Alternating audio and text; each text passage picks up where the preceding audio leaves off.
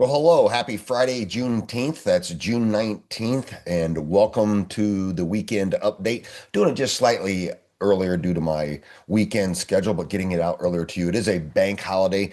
We do have futures and CFDs running for a very brief, illiquid period of time today. Well, you'll see some movement in those charts, but they close here in the next 3 hours. So without further ado, I want to thank you for following me and watching my weekend updates and trusting the information I put out. And hopefully you're learning. If you're learning and benefiting, please like, subscribe, follow, but more importantly, share. And remember, these are views um, and technicals that are mine as a research analyst. And trading and trade planning involves risk. So make sure that you do your own due diligence.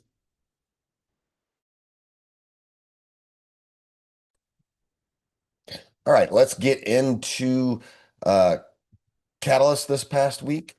So this past week, um, the markets digested the CPI and PPI reports that were released in the last 10 days.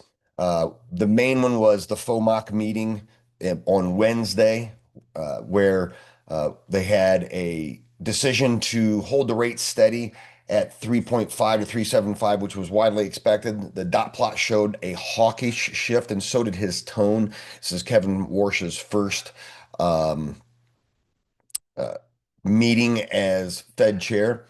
Um, and with the median end at 2026 funds rates raising to 3.8%, implying that at least one rate hike is possible. And if I remember reading correct, all nine Fed presidents believe there's going to be a rate hike. So the market sold off immediately. We'll look at the charts on that. The statement was notably shorter and simpler with no forward guidance. So Powell had longer statements. He actually had longer meetings than what we experienced with Kevin Warsh, but he was very succinct and there was no forward guidance given. Um, we had weaker midweek US data came in with Empire State Manufacturing, so weaker data on the manufacturing side. And then, of course, the geopolitical tensions and oil and energy. Trump on, well, I believe it was also Wednesday afternoon, signed the memorandum of understanding with Iran. And right now, just a few minutes before I launched this report, actually about 40 minutes ago, reports are that, let me pull it up for you guys.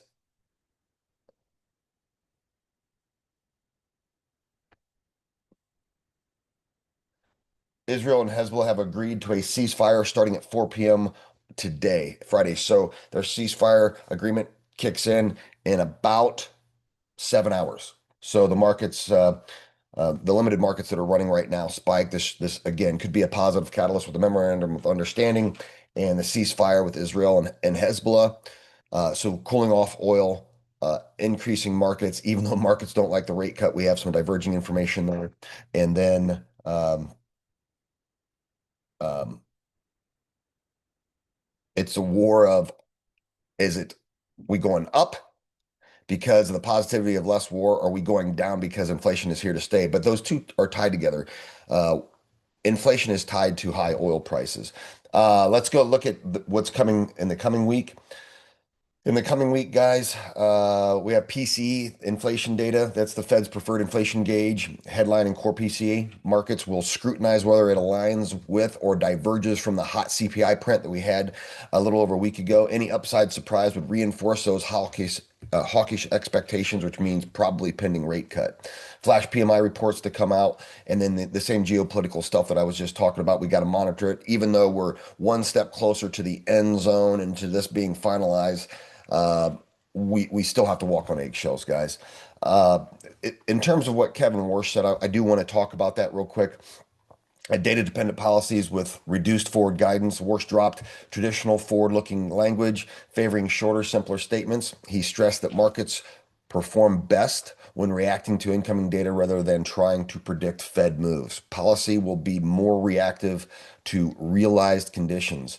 He has a strong commitment to delivering price stability. he repeatedly affirmed that this committee will deliver price stability. We hear that all the time. We heard that with Powell, describing inflation as a choice and noting persistently high prices as a burden on Americans. Inflation risks, including from energy, took precedence, even when with solid growth uh, and labor market conditions. And then he announced that he's creating five key areas for task force for Fed communication, balance sheet policy, use of data sources, productivity, and jobs in the era of transformation and inflation frameworks. This signals a broader agenda of modernization and fresh thinking under his leadership. So he wants to kind of make it not the old school way, but the new school way based on how businesses would run their business. So it'll be interesting what he does as Fed chair. So without further ado, let's get into the charts, folks.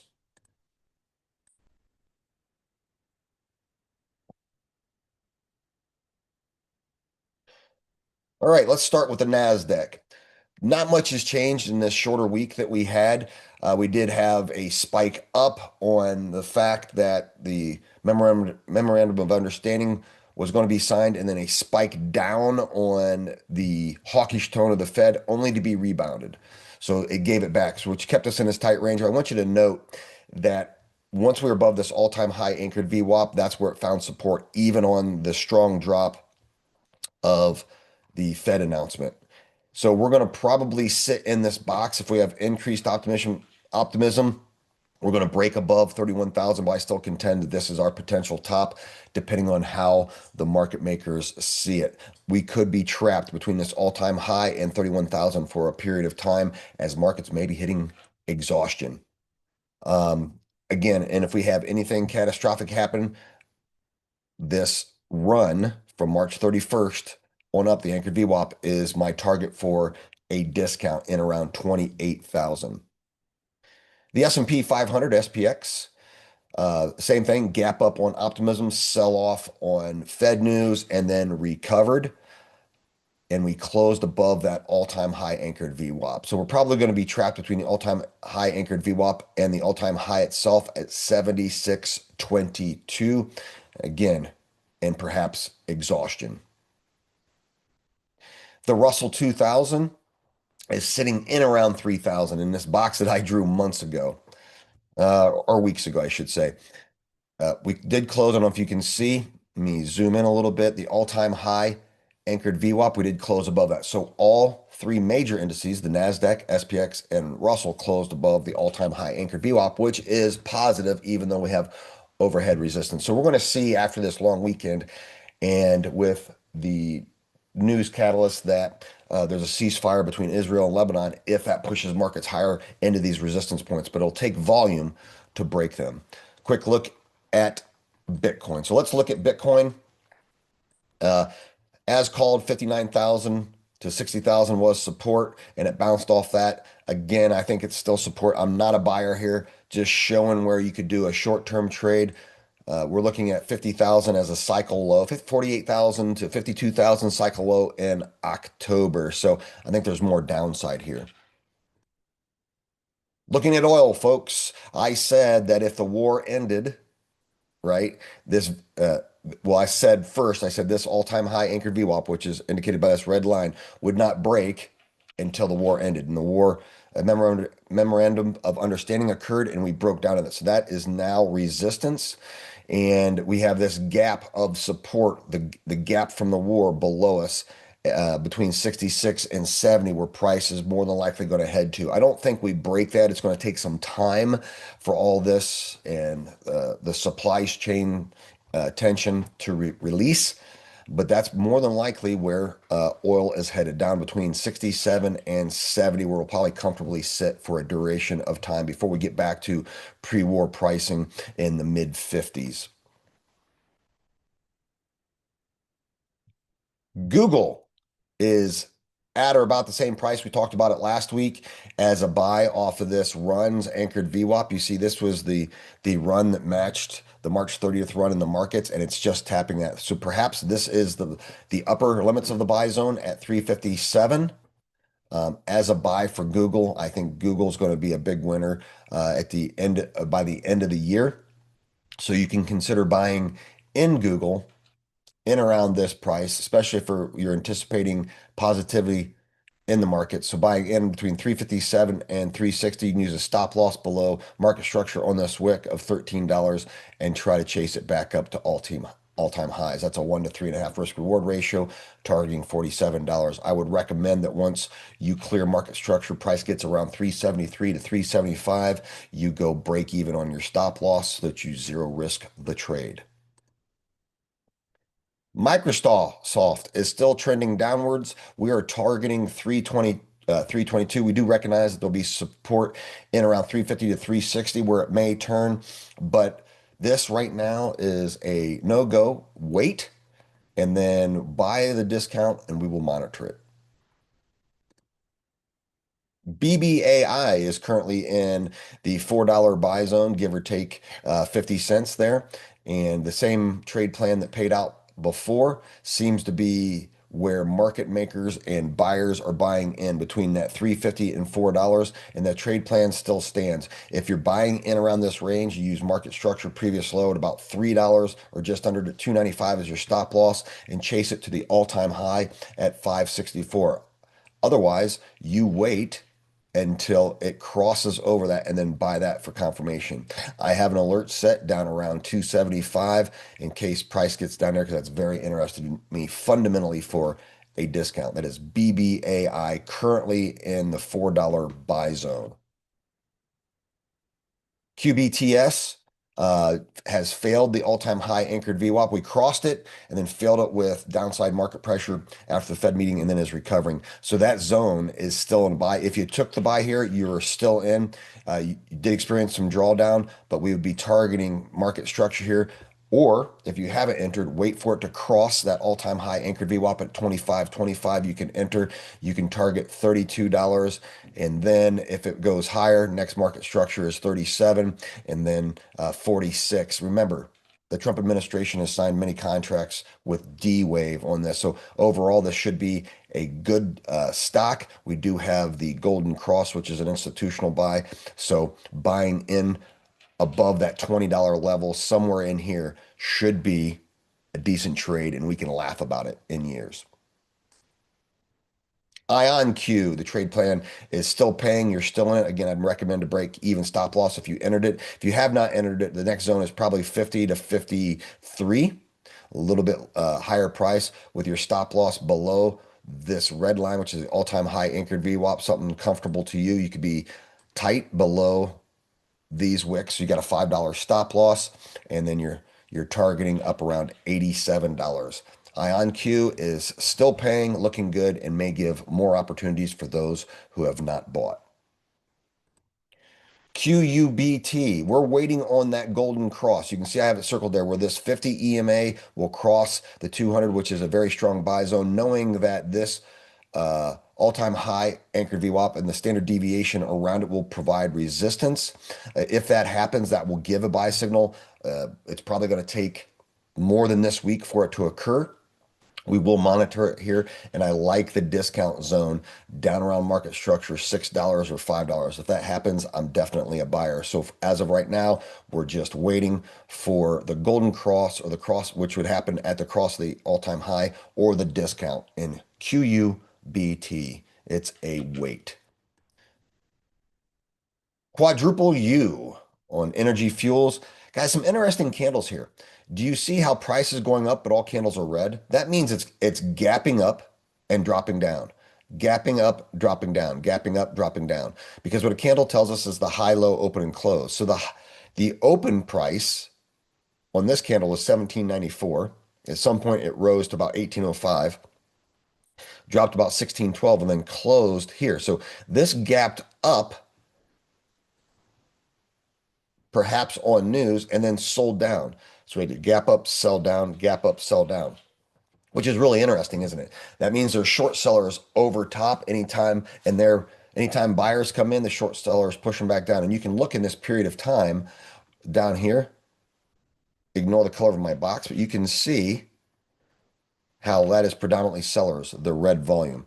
So I like this buying off of, if you're not in, More than likely, if you're out of the trade plan that we talked about before, you can go back and watch my previous videos where you're out at break even.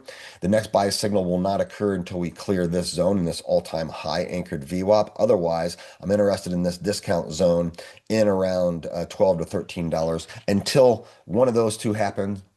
Stay out. Sellers are currently in control with and shown in this week's price action, guys.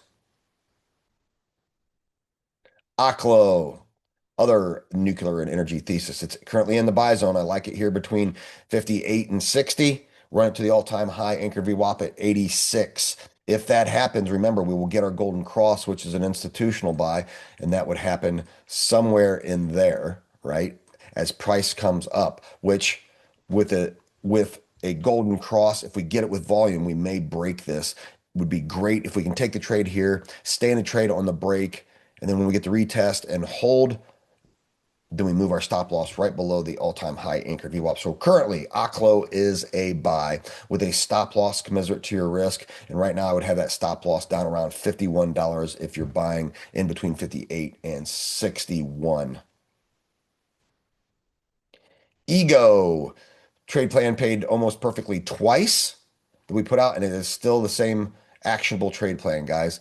If you took your profit there, congratulations. If you didn't take profit and you bought in here, you need to be break even or slightly in the money to guarantee profit in case this pulls back. Now, once this all-time high anchored VWAP breaks, we should expect it to test market structure. So be zero risk. If you're not in it, the next buy zone is probably 29 to 31. Keep an eye on that, right? And then your stop loss is down here around 26, mid 26 and a half. That's ego. HYMC is currently in its buy zone that I talked about. You can buy in around 26, give or take 50 cents, and have that stop loss right below this local low at 22.50, and then target the all-time high anchored VWAP at 39. Again, price suppressed, both ego and HYMC due to the suppression in gold that we're going to go over here momentarily. But if the thesis is gold is going to return to its run, then the miners will benefit, and these are miner stocks. IRIN, the trade plan off of the all-time high anchored VWAP is in the money. Make sure you go break even. The next opportunity buy is probably as high as 52 to 55, but right now I would wait in case this all-time high anchored VWAP gets tested again. Right, we do have mildly increasing volume. We could drop. Again, depends on how markets react overall Monday, because this could lift if we have overall market positivity on Monday. But for now, you should already be in it. I wouldn't necessarily buy the price it's sitting at. Wait for the discount and price monitor it around $50. That is IRIN, IREN. All right, let's look at metals, guys. So gold has just been selling off with the strength of the DXY and inflation fears, rate hikes. So as this drops down, you have to have on your chart this anchored VWAP. This is when Donald Trump was elected, and that is the volume weighted average price and I called this as support in around 4,000 in that anchored VWAP, which it tapped perfectly. Again, that is still the support zone. I don't see that breaking, and I have that discount zone like 39.75 to 4,025 would be a buy. And I said before, remember I said in our last time we were together a week ago that I didn't see 4,400 breaking at first, because I remember that was strong support and it didn't. We ran right up to it, and then we were right underneath it when the Fed was hawkish and it shot us down.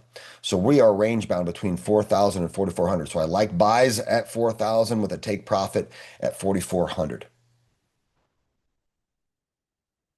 Silver, again, remember I told you to keep an eye on 71 as resistance? Where did resistance show up? 71. This zone that I have here, and it sold down. Downside support at 64 on market structure, and then even further down at 54 if it drops. So keep an eye on 64 and 54. I think 54 would be a really good buy on this peak from way back in October of 2025. overhead resistance in 77. I don't trade silver. I buy physical silver. I don't like the manipulation in the market. So that is XAG USD. Platinum sitting in that buy zone between 1600 and 1700. There's a consolidated range that we've drawn this out of with market structure. Looking a little sour right now. You may want to wait for it to price lift back up between over 1700. If you bought this trade plan, you should still be within your threshold of your stop loss and targeting that all-time high anchored VWAP at just over 2000. Palladium. Remember on this one, I said, and actually this is resistance. Let's change that color. I said, for now, I'm going to not do anything with Palladium until it gets down to $1,000. And then I'll buy. So I'll be on top of it. XPD USD. Copper has been a really good winner off of our report, XCU USD. So we closed just below the all-time high anchored VWAP. We've called, if you've followed me long enough, I have called a gazillion buys in this and trade plans that have paid on those buys.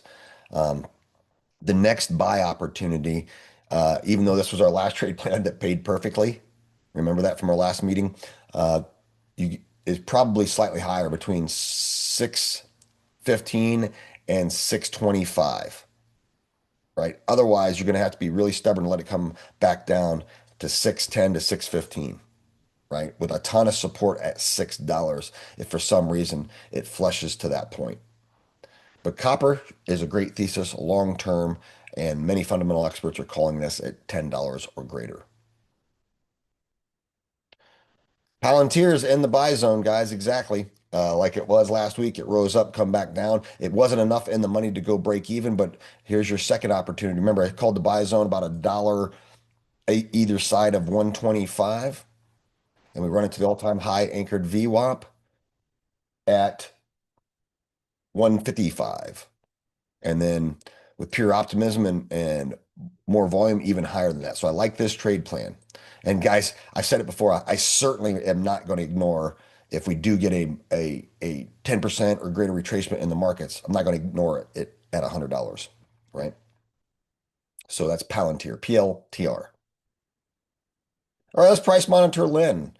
Lynn, I called us as one of our dividend holders buying in around, and it's not too late, 82 to 84.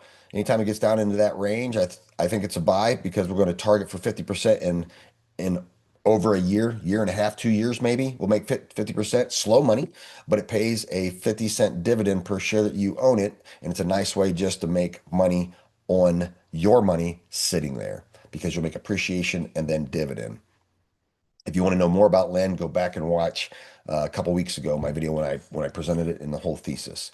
Last week I showed you guys a discount in the Kraft Heinz company, which I really like. Right now, since I talked about it, it has dropped, which is fine. You can buy anywhere in this range, right? So, 22 to 24 with your stop loss tight at 21 or even below its all-time low at 20, right? And this pays a dividend to own it also. This has a lot of upside to the company. Now, the drop off this week, I did some research as the changing of some of the C-suite people, and a lot of times investors don't like that. But this could bring change and different opportunity for Heinz. You can look at that here. Kraft Heinz reorganized into 3 regions. Procurement of the supply chain. You can read these news catalysts about changing C-suite employees, but it's in the buy zone, guys. If you want to own this, hold it for a long time. You can see, look how price suppressed this is. This is a great long-term company at a dynamic discount. Do you think Kraft is going to go out of business anytime soon? I don't think so. So we like KHC. And then finally, guys, let's talk about SOUN. So Lynn and KHC are higher conviction trades because they pay dividend. SOUN is more of a gamble in the AI space that I talked about and just buying fundamental price suppressed AI on market structure. So buying in around the price it's at now, 7 to 775. Stop loss, probably 575 to 550, and then run it to the all-time high anchored VWAP up around $12. So you've got a $1.50 to $1.75 risk with potential $5 to $6 reward on an AI stock. So do your own due diligence on that. This SOUN, what they do is all the voice AI. When you hear AI voices, they're a leader in this. And then we would be buying this pre break of the all-time high and pre uh, golden cross. You can see we're in a bear cross, very bear period. So remember, you got to buy when everybody else is fearful fundamentally. So this might be our opportunity to get a good discount. Can it drop further? Sure. There's price suppression down here, but what we're doing is we're limiting our risk, aren't we? And that's how you truly trade plan. All right, guys, thanks for being with me. If you benefit from this or enjoy this, let me know. If I'm in one of your groups, or you can DM me. Let me know what you think. But more importantly, comment on the video, like, subscribe, and share this out to anybody. Have a good long weekend, guys. We'll be back at it next week, and I'll see you on the weekend update a week from now.